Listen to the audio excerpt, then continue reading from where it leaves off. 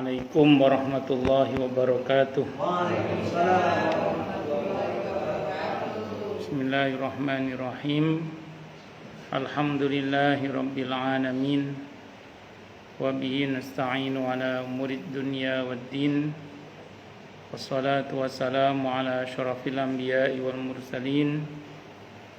Sayyidina wa habibina wa syafi'ina wa qurrati a'yunina wa maulana Muhammadin wa ala alihi wa ashabihi wa dzurriyyatihi ajma'in, amma ba'd. Asyhadu an la ilaha illallah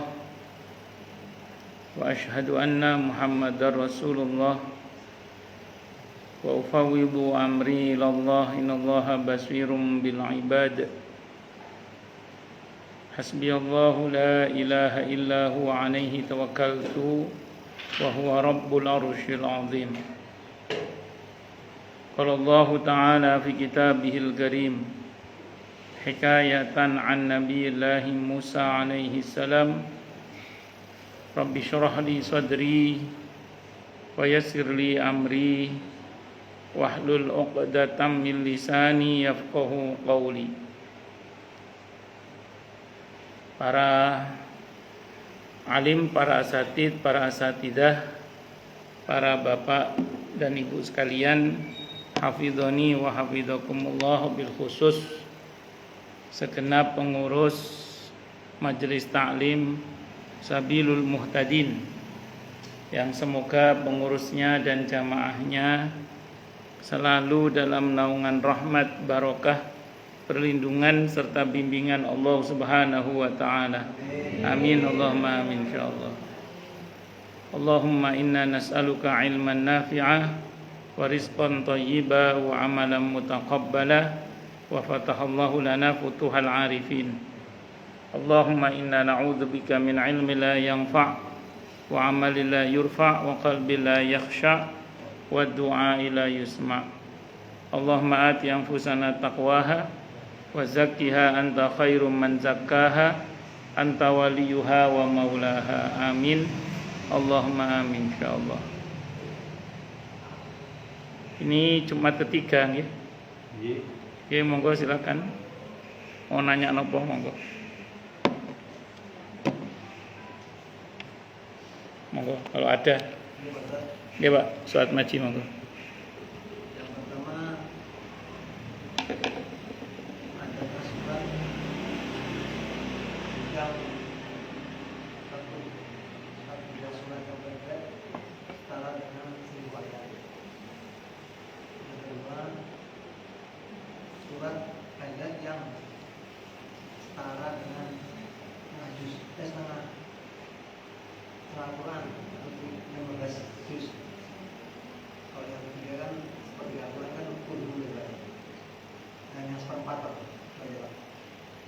Ya, matur nuwun. Bukan tidak ada, saya tidak tahu. Jadi kalau mboten ngertos. Yang saya tahu sepertiga Al-Qur'an itu aja. Kalaupun ada yang Imam Syafi'i katakan, bukan hadis, Imam Syafi'i katakan, surah wal asri itu seluruh Al-Qur'an ada di situ. Kata beliau gitu. Tapi bukan berarti surah Al-Asr itu sama dengan satu Al-Quran, tapi kandungan Al-Quran itu ada di surah Al-Asri itu. Wal asri innal insana lafi khusrin illal ladzina amanu wa 'amilus solihati wa tawasaw bil haqqi wa tawasaw bis sabr. Tapi itu bukan hadis, perkataan Imam Syafi'i. Jadi Imam Syafi'i itu memahami surah Al-Asri itu kadar kandungannya setara dengan kandungan Al-Quran keseluruhannya itu kalau boleh disperas, disaripatikan, itu ada di surah Al-Asr itu. Seluruh isi Al-Quran intinya di surah Al-Asr itu. Itu yang saya tahu ya. Wallahu a'lam bishawab. Tapi bukan hadis yang saya tahu. Sependek yang saya ingat itu perkataan Imam Syafi'i. Wallahu a'lam bishawab. Ngoten nggih? Nah, kalau yang mengatakan Al-Quran itu Al-Ikhlas itu sulusul Quran itu sabda Nabi. Kalau itu akamakal sabda Nabi itu yang Al-Quran Al-Ikhlas adalah sulusul Quran itu. Ya, kalau itu hadis akamakal. Tapi kalau Al-Asr, kandungan Al-Quran itu tersaripatikan seluruhnya dalam surah Al-Asr itu adalah perkataan Imam Syafi'i yang saya tahu. Wallahu a'lam bishawab. Ngoten nggih? Monggo yang lain silakan. Nggih monggo.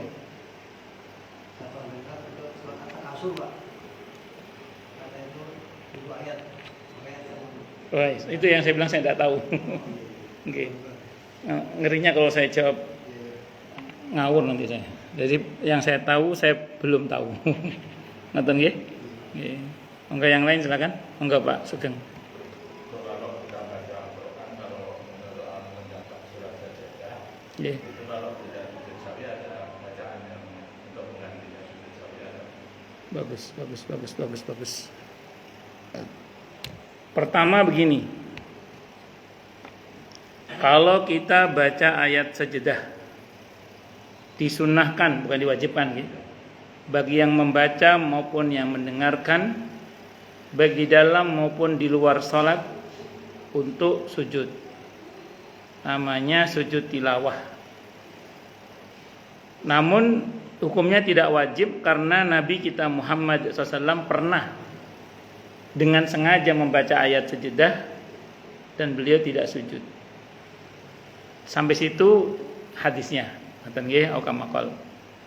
Adapun ada perkataan sebagian para ulama yang mengatakan bahwa sebagai ganti dari tidak sujud tilawah itu adalah membaca tasbih. Subhanallah alhamdulillah wa la ilaha illallah Allahu akbar. Subhanallah alhamdulillah wa la ilaha illallah. Itu pendapat yang saya tahu. Enggak tahu kalau ternyata ada riwayatnya. Kalau yang saya tahu itu pendapat. Ya silakan saja, wong tidak sujud juga enggak apa-apa. Hanya kalau kita sujud ada riwayat yang menyebutkan, saya baca dalam fikih sunnah saya sabik gitu ya. Kalau kita sujud tilawah itu setan lari sambil nangis. Setan lari sambil nangis. Dia berkata, ya Allah, dia disuruh sujud, mau sujud. Sementara aku dulu disuruh sujud, tidak mau sujud. Maka salah satu yang sangat efektif untuk mengusir setan, terutama di rumah ya, itu kalau bisa ya sujud tilawah. Sujud tilawah. Misalnya habis sholat tahajud sudah salam gitu ya, baca aja itu akhir surah Al-Alaq misalnya, kalla la tuti'hu wasjud waqtarib, Allahu akbar, sajada wajhi lilladzi khalaqahu. 3 kali. Enggak hafal Ustaz ya, udah diem aja sujud. Enggak baca juga enggak apa-apa. Terus Allah.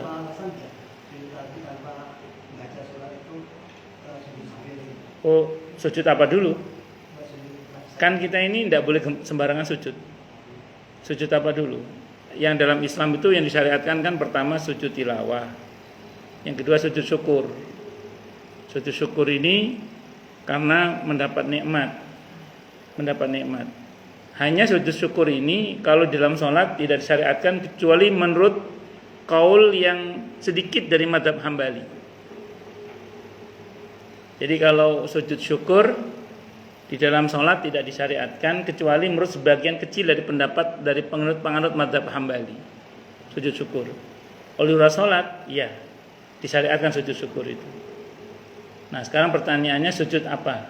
Nah, niatnya apa dulu? Karena dalam Islam kita tidak boleh sembarangan sujud. Karena sujud itu hakikatnya lillah, hanya karena Allah. Ngaten nggih? Wallahu a'lam bishawab. Monggo ada lagi mungkin? Nggih Bu, monggo Bu. Waalaikumsalam warahmatullahi wabarakatuh. Nggih Bu. Saya pernah dikirimin di lokal itu ada ceramah 2 kali yang berbeda Ustaz. Nggih. Jadi katanya kalau orang meninggal itu tahu di kapannya di mandi ada yang nangis, tapi dia merasa mimpi tidur dalam mimpi yang buruk gitu. Katanya itu benar-benar ya sangat. Nggih terus. Terus setelah dia dikubur, dia dibangunkan, baru dia percaya bahwa dia itu memang meninggal. Kalau itu benar enggak ya Pak? Oke, baik. Di dalam kitab At-Tadhkirah Imam Al-Qurtubi itu memang diceritakan ada riwayat yang menyebutkan bahwa orang yang meninggal itu tahu dirinya dimandikan, melihat dirinya itu dikafani, terus melihat dirinya itu dibawa diselatkan, dibawa itu tahu dia memang ada dalam kitab At-Tadhkirah Imam Al-Qurtubi itu. Bahkan kemudian dia ketika dipikul itu, kalau dia orang yang baik dia berkata cepetan buruan gitu. Itu sahih itu. Kalau orang yang jahat dia teriak mau dibawa kemana saya gitu. Bahkan ada yang teriak itu, ya wahai anakku, wahai keluargaku, itu ada yang teriak-teriak begitu. Itu sahih itu. Betul, itu tidak salah. Nah, tapi jangan bayangkan terus kemudian sebagaimana kayak di film-film horor itu ya. Terus mayatnya ruhnya ya nangkring gitu, bedakan putih gitu. Itu enggak. Itu gambaran pelaku-pelaku film komersial gitu. Yang sahih itu kita nggak bisa bayangkan. Tapi bahwa dia tahu ya, itu ada hadisnya dan itu sahih. Ada dalam kitab At-Tadhkirah Imam Al-Qurtubi itu. Tapi nanti jangan bayangkan terus kemudian dia tadi nangkring di atas apa namanya kayak film-film itu. Ya bahwa ada riwayat itu tapi nggak bisa dipahami kalau kata Ibnu Qayyim Al-Jauzi rahimahullah, berita-berita tentang ruh itu nggak bisa dipahami secara jasmani gitu. Jadi ya di situ kita imani saja. Kita imani bahwa dia tahu, dia mengatakan cepetan qaddimuni buruan gitu. Sementara kalau dia orang jahat mau dibawa kemana saya, jangan cepet-cepet jangan, itu ketakutan dia. Bahkan ada yang teriak wahai anakku, wahai keluargaku, dia teriak minta tolong maksudnya, tapi ya udah gak ada yang dengar kan gitu, seperti itu. Nah itu betul, tidak salah yang begitu. Nah sebenarnya istilah begini tadi itu, begitu dia sampai di kuburan dimakamkan, terus begitu dia dibangkitkan baru dia sadar bahwa dia ternyata saya sudah mati gitu ya. Saya wallahu a'lam ya, saya sampai detik ini belum pernah baca riwayatnya. Saya belum pernah baca riwayatnya yang kemudian orang itu begitu terbangun dia bersadar ternyata saya sudah mati gitu. Karena gini, kesadaran bahwa dia akan mati itu sudah terjadi dari sebelum dia akan mati itu. Kalau Al-Qur'an menceritakan kan mulai dari proses datangnya malaikat maut yang ucap salam terlebih dahulu di surah An-Nahl ayat 32 itu. Alladzina tatawaffahumul malaikatu thayyibina yaquluna salamun alaikum. Terus kemudian ketika nyawa di kerongkongan dia melihat tempat tinggalnya itu proses itu dia sadari dengan penuh kesadaran itu. Wassalamualaikum. Roh itu sadar Bu, roh itu. Jadi ketika roh itu dibawa, jenazahnya dibawa itu dia melihat itu, dia menyaksikan itu. Sampai akhirnya dia berada di barzah. Nah, berada di barzah itu dia ya sudah tahu kalau dia sudah mati memang, sudah berada di alam barzah. Makanya kemudian dia ya saat itu menanti keputusan saja terkait datangnya Munkar dan Nakir, kecuali dia bebas fitnah kubur, itu yang saya tahu. Jadi sependek yang saya baca, saya belum pernah baca, bukan tidak ada ya, saya belum pernah baca riwayat yang menyebutkan bahwa begitu ruh itu dibangkitkan dia baru sadar, ternyata saya sudah mati toh gitu. Itu saya belum pernah baca itu. Belum pernah baca. Tapi yang saya tahu memang dari awal dia sadar bahwa dia memang mati sudah. Dia sudah mati, dia sudah berada di alam barzah. Apalagi ada ayat Al-Qur'an yang mengatakan begini. Ini Al-Qur'an yang mengatakan di surah Al-Mu'minun. Surah ke-23 ayat 99 sampai dengan 100 itu. Allah berfirman, hatta idza jaa ahadahumul maut qala rabbirji'un la'alli a'malu salihan fima taraktu kalla innaha kalimatun huwa qailuha wa min waraihim barzakhun ila yaumi yub'atsun. Hingga ketika telah datang kematian kepada salah seorang di antara mereka yang mati itu ngomong. Berarti kan dia sadar kalau dia mati itu. Apa kata ruhnya itu? Rabbirji'un, wahai Tuhanku, kembalikan aku ke dunia lagi. Berarti dia tahu dia sudah enggak di dunia lagi kan? Untuk apa kata Allah? Kalau bahasa kita ya, la'alli a'malu shalihan fima taraktu, agar aku bisa berbuat baik yang dulu aku tinggalkan. Apa kata Allah? Kalla, enggak boleh kata Allah. Kalau boleh pulang semua itu. Kata Allah enggak boleh, kalla. Innaha kalimatun huwa qailuha. Itu ucapan yang pasti diucapkannya tapi menyesal setelah mati itu percuma tak berguna. Wa mi waraihim barzah, dan di hadapan mereka ada barzah, dinding yang kokoh hingga pada hari di mana mereka dibangkitkan kembali oleh Allah Subhanahu wa taala. Itu seperti itu. Nah, terus kemudian yang tidak kalah pentingnya lagi adalah ketika seseorang akan mati, itu juga sadar dia kalau dia mau mati. Makanya diabadikan dalam Al-Qur'an di surah Al-Mu'minun itu, di surah Al-Munafiqun. Surah Al-Munafiqun surah ke-63 ayat 10 itu. Dia orang yang akan mati itu negosiasi. Apa katanya?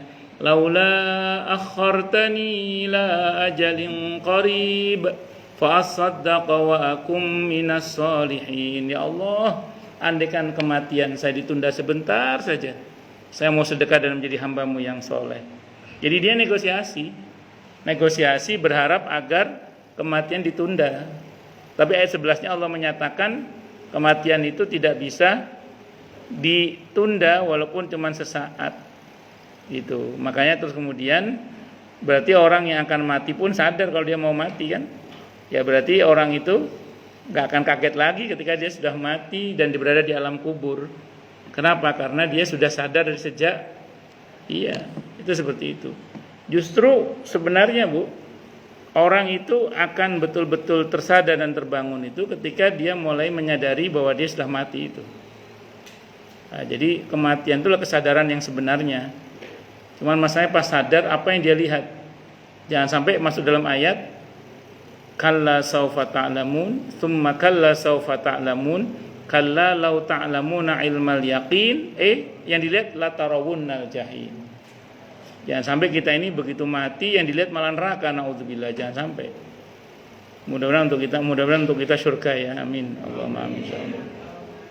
Monggo yang lain silakan. Ngaten nggih Bu nggih. Nggih sami-sami. Nggih monggo Pak Haji.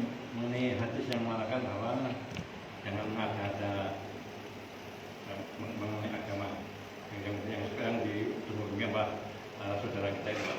Jangan Mengenai itu loh, mengenai hadis yang mengatakan bahwa yang mengajarkan tentang agama. Oh, nggih. Itu katanya itu Pak, enggak cuma itu katanya cuma potong di bawah Pak. Sebenarnya yang atasan masih ada itu. Setelahnya napa? Sebelumnya itu katanya ada itu. Oh, ngoten nggih. Sing ngeten mawon, terlepas dari hadis itu, sebenarnya kan ngeten. Kullu bid'atin dhalalah wa kullu dhalalatin finnar. Itu katanya motong Pak. Iya, motong itu betul. Yang kalau di hadisnya sebenarnya sampai kullu bid'atin dhalalah. Terus itu ada riwayat yang lain ya. Wa kullu dhalalatin finnar. Ngoten kan nggih. Tapi saya ngeten pun kula mboten bahas niku, tapi kalau kula bahas ngeten. Ini yang kula pahami, yang saya pahami nggih. Bid'ah itu apa? Kita aja ngoten. Bon ngoten. Bid'ah itu apa? Kalau konteksnya hadis itu kan Nabi sedang bicara bid'ah yang dhalalah. Jadi dalam konteks hadis itu Nabi bicara bid'ah yang dhalalah, bahwa ada bid'ah yang dhalalah. Makanya yang dhalalah itu yang finnar. Tapi tidak semua bid'ah itu dhalalah. Loh, kok berani ngomong gitu, Ustaz? Itu bukan kata-kata saya, itu kata-kata Imam Syafi'i kan, atau perkataan Sayyidina Umar yang mengatakan bahwa ada ni'matil bid'atu hadih, nikmat bid'ah yang bagus ya ini. Itu ketika beliau mengomentari salat tarawih yang 20 rakaat plus witirnya 3 tiap malam, itu di awal malam itu. Nah, tapi terlepas dari itu saya mau sampaikan dulu, bid'ah itu apa kita aja. Apa bid'ah itu? Secara bahasa melakukan sesuatu yang tidak ada contoh sebelumnya itu namanya bid'ah secara bahasa. Jadi sesuatu yang tidak ada contoh sebelumnya namanya apa? Bid'ah. Itu secara bahasa. Ini bisa diterapkan enggak dalam amalia-amalia agama kita? Enggak bisa. Karena sunnah itu ada 3 paling tidak dalam ilmu hadis. Ada sunnah qauliyah, ada sunnah fi'liyah, ada sunnah taqririyah. Ada sunnah yang Nabi menyabdakan, ada yang sunnah yang Nabi mengerjakan, ada yang sunnah yang Nabi menetapkan, mendiamkan, berarti menetapkan. Kalau kita menuntut adanya contoh dari Nabi, berarti kita hanya mengamalkan sepertiga dari sunnah, 2/3 hilang berarti. Kalau kita menuntut adanya contoh dari Nabi Muhammad SAW, berarti kita kehilangan 2/3 sunnah. Berarti kita hanya mengamalkan sepertiga dari sunnah.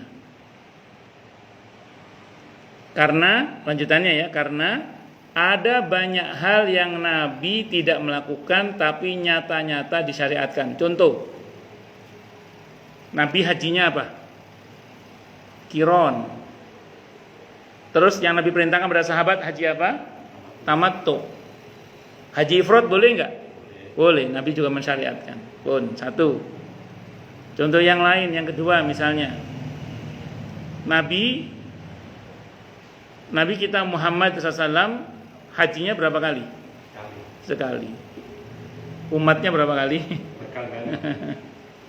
Malah Nabi sebelum haji umroh 4 kali. Jenengan umroh berapa kali sebelum haji? Dan Nabi itu haji sebelum haji umroh 4 kali Nabi. Allahu Akbar. Artinya ada banyak hal yang Nabi tidak contohkan tapi umatnya melakukan, tapi itu nyata-nyata disyariatkan. Satu lagi deh, misalnya puasa Daud. Nabi mengajarkan enggak? Mengajarkan Nabi. Puasa Daud Nabi mengajarkan kepada Abdullah bin Amr bin Al-As radhiyallahu anhuma.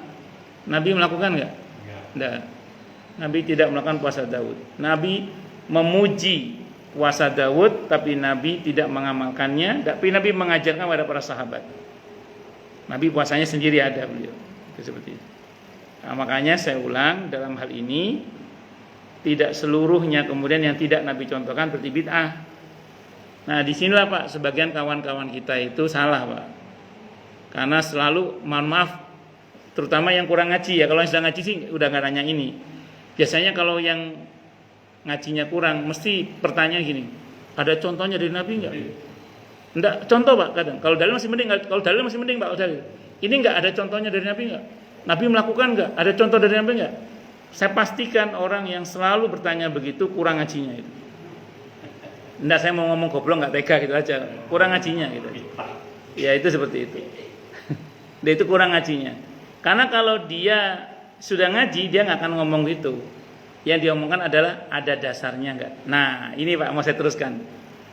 Bid'ah secara syar'i itu banyak definisinya para ulama. Di antaranya, ini saya baca dalam bukunya Ustadz Yazid bin Abdul Qadir Jawas rahimahullah. Dalam buku beliau Syarah Aqidah Ahli Sunnah wal Jamaah. Saya baca di situ.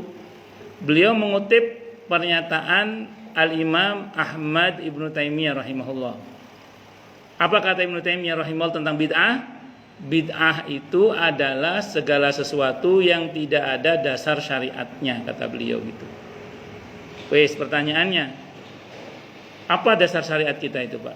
Baik, kalau kita ngomong dasar syariat itu, kalau istilah usul fikihnya itu masadirul ahkam, sumber hukum Islam.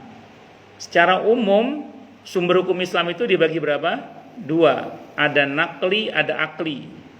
Nakli itu apa? Wahyu, Quran, Sunnah. Yang ketiga apa? Akli, ijtihad, ijma, qiyas, istihsan, istishab, masalah mursalah, sadu dzari'ah, syar'u mangqoblan dan macam-macam. Oke. Sekarang kita lihat, kalau ada sesuatu yang baru, misalnya gitu ya, dalam agama ini misalnya, pertanyaan gini, ini ada dasar syariatnya enggak? Kalau ada dasar syariatnya, tidak bisa dikatakan bid'ah. Contoh, maksudnya bid'ah yang dolalah, tidak bisa dikatakan bid'ah yang dolalah. Contoh, taraweh tiap malam berjamaah di masjid di awal malam. Pernah ada contohnya di masa Nabi kita Muhammad SAW? Oke.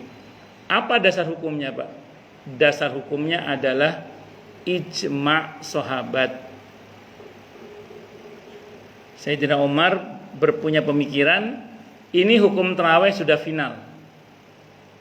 Dulu Nabi sengaja tidak mengerjakan tiap malam karena takut dianggap wajib. Sekarang sudah final, hukumnya sunnah. Jadi nggak ada masalah kita kerjakan tiap malam. Terus ditunjuklah imamnya satu, Ubay bin Ka'ab radhiyallahu an.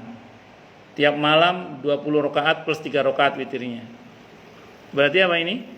Ini perkara baru yang belum ada di masa Nabi, tapi sepakat oleh para sahabat, namanya ijma' sahabat. Ada dalilnya. Apa ijma' sahabat? Nah, itu yang Sayyidina Umar komentar itu. Ada saya baca dalam fikih sunnah saya sabik itu. Ni'matil bid'atu hadi. Bid'ah yang bagus ya ini. Oke lah, banyak orang yang membantah Imam Syafi'i. Oke lah, sakarapmu wis. Ini yang berkata adalah Sayyidina Umar radhiyallahu anhu. Beliau adalah khulafaur rasyidin. 1 di atas 10 sahabat Nabi yang dijamin masuk surga. Khulafaur rasyidin, kita diperintah oleh Nabi untuk mengikutinya kan? Bisa dipahami ya?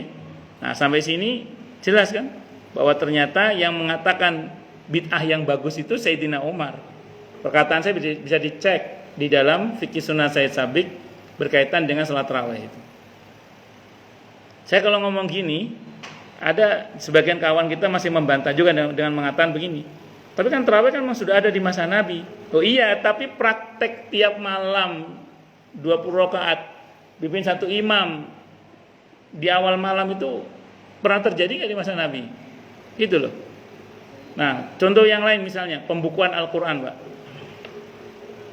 Ketika Sayyidina Umar melihat banyak penghafal Quran yang wafat dan tidak semua sahabat hafal Al-Quran dan beliau khawatir umat ini tidak kenal kitab sucinya, beliau punya usulan agar Al-Quran dibukukan. Sayyidina Abu Bakar menolak radhiyallahu anhu. Apa kata Sayyidina Abu Bakar? Bagaimana mungkin saya akan melakukan sesuatu yang tidak pernah dilakukan di masa Nabi kita Muhammad SAW? Berarti apa, Pak? Berarti Abu Bakar takut bid'ah. Abu Bakar takut bid'ah, Pak? Enggak, saya itu. Kenapa? Kata beliau, monggo baca dalam sirah di buku di Ulumul Quran tentang bab Tadwinul Quran itu, sejarah pembukaan Al-Quran itu. Itu beliau mengatakan, apa mungkin saya melakukan sesuatu yang tidak pernah dilakukan di masa Nabi kita Muhammad SAW? Artinya Abu Bakar takut apa? Takut bid'ah Abu Bakar, Pak. Apa kata Sayyidina Umar? Ini mendesak untuk diwujudkan. Banyak penghafal Quran yang gugur di medan perang sebagai syahid. Sementara tidak semua kaum muslimin hafal Al-Quran. Saya khawatir nanti muslimin tidak mengenal kitab sucinya. Apa yang dipakai dasar oleh Sayyidina Umar itu kira-kira apa itu? Kemaslahatan umum yang mendesak untuk diwujudkan, dasar teks Quran sunnahnya nggak ketemu. Itu kalau di usul fikih apa namanya itu? Maslahah mursalah. Kemaslahatan umum yang mendesak untuk diwujudkan mursalah, terlepas dari Quran dan sunnah. Teks Quran sunnahnya nggak ketemu. Akhirnya Abu Bakar setuju. Ya wis, gelem aku. Maka datanglah ke Zaid bin Thabit radhiyallahu anhu, sekretarisnya Nabi kita Muhammad SAW, pimpinan sekretarisnya Nabi kita Muhammad SAW. Disampaikan gagasan itu. Apa kata Zaid bin Thabit radhiyallahu anhu? Bagaimana mungkin saya akan berbuat sesuatu yang tidak pernah dilakukan di masa Rasulullah Muhammad sallallahu alaihi wasallam? Berarti apa?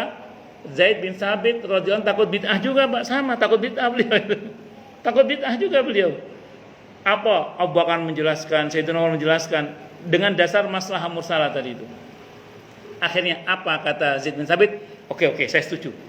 Akhirnya diflorkan ke pemegang mushaf, para pemegang mushaf, termasuk para istri Nabi kita Muhammad SAW, dan semuanya setuju. Nah, ketika semuanya setuju, berubah dari maslahah mursalah menjadi ijma' sahabat. Paham nggih? Nah, ijma' sahabat itu dalil, Pak. Ngerti nggih? Nah, jadi makanya kita ini nggak boleh gegabah mengatakan itu bid'ah selama masih ada dasarnya. Termasuk di antara dasar itu adalah apa, Pak? Al-'adatul muhakkamah. Tradisi itu bisa menjadi landasan hukum selama tradisi itu tidak bertentangan dengan syariat. Mohon maaf, fakta ini ada sebagian orang itu terhadap tradisi antipati, Pak. Pokoknya semua yang berbau tradisi dianggap batil, dihabisin semua. Ini namanya ekstrem kanan. Ada yang ekstrem kiri, mati-matian membela tradisi, tidak peduli bener atau enggak bener. Nah, ada yang begitu ya? Ada. Yes. Islam itu tengah-tengah. Tradisi masyarakat diterima. Dibagi dua tradisi itu kalau kita ngaji usul fikih. Ada al-'ada as-salihah, al-'ada al-fasidah. Ada tradisi yang sesuai dengan syariat, ada tradisi yang bertentangan dengan syariat. Yang sesuai diterima, Pak. Yang bertentangan ditolak. Yang bertentangan. Yang sesuai diterima, yang bertentangan ditolak. Jadi itu termasuk dasar juga. Makanya kalau saya ditanya orang terkait dengan sesuatu yang tidak ketemu tuntunan Quran sunnahnya, saya bilang ya sudah, biasanya di situ berapa? Contoh, saya menjadi jubir ketika melamarkan putranya jamaah saya pada calon istrinya. Sekarang sudah jadi istrinya sekarang. Saya jadi jubirnya, jadi keluarga laki-laki. Saat itu saya nanya ke pihak perempuan, minta mahar berapa gitu. Rupanya pihak perempuan bingung, berapa ya gitu, kayak nggak enak gitu, berapa ya. Nah, karena bingung kan, Nah, saya pakai adat Pak, pakai tradisi. Saya tanya, itu namanya uruf. Urufnya Pak biasanya di keluarga itu berapa? Saya tanya, kemarin kakaknya berapa maharnya? Nah, baru dia mulai ngomong, kakaknya kemarin 26 gram emas. Saya tanya, gimana Mas? Sanggup? Sanggup, ya sudah, sanggup. Maharnya emas 20 gram, itu minimal, udah boleh turun, lebih boleh. Kenapa? Karena kakaknya kemarin 26 gram emas. Karena tidak bisa menentukan berapa, bingung. Akhirnya pakai tradisi itu, tak pakai itu boleh, al-adatul muhakkamah. Nah, jadi kebiasaan di satu masyarakat itu bisa jadi sebagai satu dasar landasan hukum kalau nggak ketemu teks Quran sunnahnya itu. Ngeten di atas. Jadi yang kita luruskan itu pemahaman mereka tentang kata bid'ah ini Pak Haji. Karena sebagian mereka kan asal kadang main kebihak uyah, main pukul rata. Padahal kalau dipukul nggak rata biasanya, benjol, benjol. Ngeten nggih Pak Haji? Kadang-kadang gini Pak. Nggih. Mengenai peringatan 7 hari, 40 hari, 100 hari, tahun. Wah itu ajarannya ini, ajaran orang Hindu itu. Apakah ada Hindu itu ada ahlil, ada la ilaha illallah. Kan memang harinya ada. Itu kan sumbernya dari Al-Quran dan hadis juga ya Pak. Saya, nggih. Tahlil, 40 hari tahlil. Tahlil kan ajarannya ini. Masa orang Hindu ngajarin tahlil la ilaha illallah kan nggak ada. Buat kita semuanya. Ini saya punya video Para ini. pemirsa di rumah. Video ini isinya penjelasan tokoh Hindu. Penjelasan tokoh Hindu bahwa di dalam agama Hindu itu tidak ada 7 hari, 40 hari, 100 hari, 1000 hari, tidak ada. Jadi ternyata Ustadz yang mengatakan seperti itu bohong dia. Sudah, dan beberapa tahun lalu sudah minta maaf. Itu dari tokoh Hindu. Beliau menjelaskan dalam ajaran Hindu lokal Bali maupun Hindu internasional. Itu tidak ada istilah 7 hari, 40 hari, 100 hari, 1000 hari, apalagi satunya lagi? Haul setahun tidak ada. Itu kata mereka. Wallahu a'lam bishawab. Itu videonya tadi. Mereka ngotot. Ya, walaupun memang itu Ustadz yang mempropagandakan itu sudah minta maaf itu. Sudah minta maaf. Dia sotoy dia. Ya, sotoy. Itu tadi klarifikasi dari tokoh Hindu berkenaan dengan ceramah Ustadz yang mengatakan bahwa 7 hari, 40 hari, 100 hari, 1000 hari itu adalah ajaran agama Hindu. Sudah dibantah oleh para tokoh Hindu Bali tadi itu. Belum menjelaskan ajaran Hindu lokal Bali sama Hindu internasional. Dan tidak ada satupun ajaran mereka yang mengatakan 7, 40, 100 haul 1000 hari. Nah, justru ini mau saya tambahkan. 7 hari itu menjadi kebiasaan para sahabat Ansor. Dimana kalau ada orang meninggal dari kalangan sahabat Ansor, itu biasanya mereka bergantian baca Al-Quran di kuburannya sampai 7 hari. Itu kebiasaan sahabat Ansor. Kalau 3 hari Imam Nawawi mengatakan, ulama mengatakan takziah selama 3 hari itu sunnah. Aukamakal. Terus kemudian dalam kitab Al-Adhkar An-Nawawiyah itu. Terus kemudian kalau mengenai 40 hari itu perkataan Imam Tawus yang dikutip oleh banyak para ulama, termasuk oleh Ibnu Battal dalam syarah Sahih Bukhari. Syarah Sahih Bukhari ada di situ, termasuk juga dikutip oleh Ibnu Katsir dalam kitab Al-Bidayah wa Nihayah. Dikutip juga oleh Ibnu Al-Asqalani, termasuk dikutip juga oleh Imam Abu Nuaim dalam Hulyatul Auliya, bahwa orang kalau meninggal dunia, kalau dia orang yang baik, pertanyaan kuburnya maksimal 7 hari. Kalau orangnya juahat, maksimal 40 hari. Makanya selama 7 hari itu sahabat Ansor, dan ini ada dalam kitab Ibnu Qayyim Al-Jauziyah rahimahullah, judul kitabnya Ar-Ruh, di mana para sahabat Ansor itu selama 7 hari mereka bahkan bergantian baca Al-Quran di kuburan mereka. Nah, karena kita nggak tahu yang meninggal itu masuk yang tipe 7 atau 40 hari, maka disarankan selama 40 hari itu banyak-banyak mendoakan, terutama di pas 40 harinya atau sebelumnya itu. Tapi nggak boleh diwajibkan ya, nggak boleh diwajibkan itu. Jadi ada dasarnya Pak Haji itu sebenarnya. dia bisa membatalkan di kuburan itu bid'ah. Kalau ada orang yang mengatakan baca Quran di bid'ah itu, pertama ngeten Pak Haji. Pak Haji harus paham juga bahwa perihal membaca Al-Quran untuk mayit itu ulama beda pendapat. Cuman ini dalil yang kita pegang Pak Haji ya. Ini dalil yang kita pegang. Saya pernah tanya orang, Ustadz, apakah Rasulullah Muhammad SAW pernah baca Al-Quran di kuburan?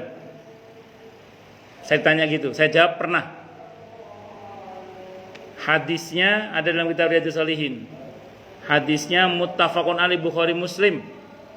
Ketika tukang sapu masjid meninggal dunia, kata Nabi, mana si fulan atau si fulana? Sudah meninggal ya Rasulullah. Kenapa saya tidak diberitahu? Kata Nabi, aukamakal. Kata para sahabat, kami pikir Anda istirahat, dia orang cuma tukang sapu, kita rawat, akhirnya kita proses jenazahnya, kita makamkan. Kata Nabi, tunjukkan mana kuburannya, kata Nabi. Maka Nabi ziarah kuburnya, Nabi sholat jenazah di situ. Pertanyaannya, sholat jenazah baca Fatihah tidak? Fatihah itu Quran bukan? Kalau itu dilarang, Nabi tidak akan baca di situ.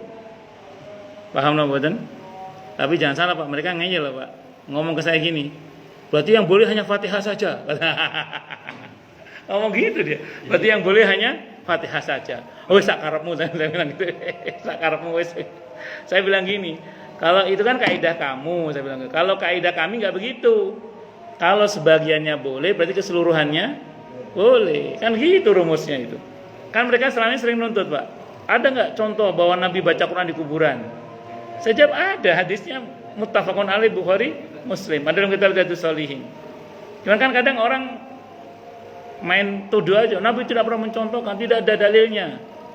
Oh itu kalau orang Jawa Timur gini, tak tapuk lambemu sandal jepit ini.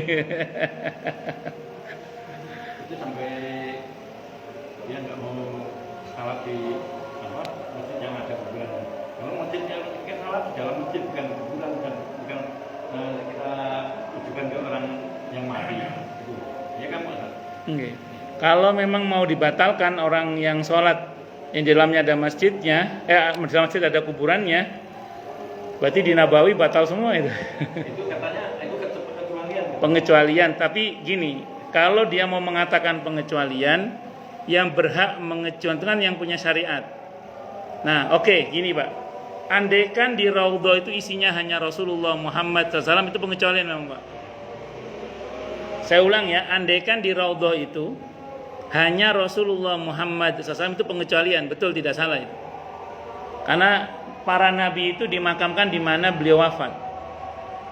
Nabi wafat di dalam beliau, di kamar beliau, maka beliau dimakamkan di situ. Itu kaidahnya untuk para nabi. Jadi para nabi itu dimakamkan di mana beliau wafat. Itu kaidahnya untuk para nabi itu Pak. Nah sekarang oke, nabi pengecualian ya. Abu Bakar? Sampingnya. Ada nggak hadis yang mengecualikan Abu Bakar? Oke, tidak ada kan? Ada nggak hadis yang mengecualikan Sayyidina Umar? Nggak masuk itu. Itu yang ngomong pengecualian terlalu dipaksakan. Satu. Terus sekarang ini Baqi melebar Masjid Nabawi halamannya melebar Pak, sampai menyentuh Baqi, betul ya? Baqi itu pemakaman bukan? Ayo, kalau mau dibatalkan, kalau mau misalnya mau dibatalkan, batal semua itu. Wong altarnya Nabawi tembus Baqi kok. Paham nggak? Terus nanti baca surah Al-Kahfi ayat 21 itu Pak. Surah Al-Kahfi surah ke-18 ayat 21 itu. Saya baca nggih, wa kadzalika asarna alaihim liya'lamu anna wa'dallahi haqqun wa anna sa'ata la raiba fiha idza tanaza'una bainahum amrahum faqalu ibnu alaihim bunyana rabbuhum a'lamu bihim qala alladziina ghalabu 'ala amrihim lanattakhidanna 'alaihim masjida. Dan demikian pula kami perlihatkan manusia dengan mereka agar mereka tahu bahwa janji Allah benar dan bahwa kedatangan hari kiamat tidak ada keraguan padanya. Ketika mereka berselisih tentang urusan mereka, maka mereka berkata, dirikanlah sebuah bangunan di atas gua mereka. Setelah Ashabul Kahfi wafat, suruh bangunkan bangunan di atas gua mereka supaya menjadi tanda bahwa di sini ada jenazah orang-orang soleh, itu orang-orang Ashabul Kahfi itu. Tuhan mereka lebih mengetahui tentang mereka. Orang yang berkuasa atas urusan mereka berkata, kami pasti akan mendirikan sebuah rumah ibadah di atasnya. Enggak mau bangunan tok, akan kami dirikan masjid di atasnya. Coba. Ini di surah Al-Kahfi ayat 21. Ini dipakai dalil para ulama bahwa masjid dekat kuburan itu tidak ada masalah. Saya kira itu. Wallahu a'lam bishawab. Nonton nggih? Diskusinya panjang sih memang. Ya, diskusinya panjang. Jadi di surah Al-Kahfi itu malah ada ide dan dibenarkan oleh Allah dalam ayat ini bahwa di atas makam Ashabul Kahfi yang dimakamkan di dalam goa itu akan dibangun apa? Masjid. Terus bagaimana dengan hadis Nabi yang mengatakan bahwa Allah melaknat orang-orang yang membangun di atas kubur para nabi mereka itu masjid? Ibnu Abbas berkata, masjid yang dimaksud dalam hadis itu bukan bangunan masjid, tapi mereka betul-betul sujud, yaitu orang-orang yang menjadikan kubur orang-orang soleh sebagai tempat sujud.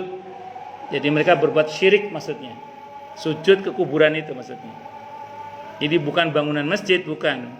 Tapi mereka menjadikan kuburan itu sebagai tempat sujud, dalam arti sujud beneran itu kata Ibnu Abbas. Nah, jadi orang-orang di Ethiopia di mana itu di Habasyah yang kata Nabi Allah melaknat orang-orang yang menjadikan kubur nabi mereka atau orang soleh mereka sebagai masjid. Itu bukan bangunan masjid di atasnya, bukan. Tapi mereka memang menjadikan kubur itu sebagai tempat sujud. Mereka menyembah, memang syirik, berbuat syirik maksudnya. Nauzubillahi min syarri dzalik. Saya kira itu, wallahu alam bishawab. Tapi kalau dibangun masjid di atasnya kayak Ashabul Kahfi itu, justru Al-Qur'an membenarkan. Dan kalau makam nabi itu dianggap pengecualian, kalau untuk nabinya betul, tidak salah memang.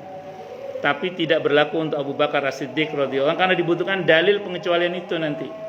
Tidak berlaku untuk Sayyidina Umar radhiyallahu anhu karena dibutuhkan dalil untuk itu. Gitu loh. Apalagi sekarang Nabawi itu menyentuh baqi sekarang. Jadi yang mengatakan itu pengecualian itu dituntut punya dalil. Mana dalil yang mengecualikan itu? Dan itu harus dalil yang sahih dan sharih. Yang saya tahu yang sahih dan sharih itu hanya itu yang saya tahu. Bahwa setiap nabi dimakamkan di mana beliau wafat. Itu betul, dan itu betul hanya untuk Nabi kita Muhammad SAW dalam konteks Masjid Nabawi. Ngoten nggih? Wallahu a'lam bishawab. Ya, diskusinya panjang lah. Cukup dulu nggih. Kita tutup dengan hamdalah. Alhamdulillahirabbil alamin. Semoga kajian kita bisa bermanfaat, mubarakah fid dini wad dunya wal akhirah untuk kita, keluarga kita dan seluruh umat Islam semuanya. Dan mudah-mudahan kita semua dijadikan oleh Allah sebagai orang-orang yang sukses dunia akhirat. Selamat dunia akhirat, bahagia dunia akhirat, dan dipermudah urusan kita oleh Allah fid dini wad dunya wal akhirah. Semoga Allah limpahkan hidayah selalu untuk kita. Semoga Allah tingkatkan selalu hidayah untuk kita. Dan semoga Allah berikan hidayah untuk siapapun yang melihat kita. Subhanakallahumma bihamdika asyhadu an la ilaha illa anta astaghfiruka wa atubu ilaik. Sallallahu alaihi Muhammad wa ala alihi wasallam. Saya mohon maaf. Wassalamualaikum warahmatullahi wabarakatuh.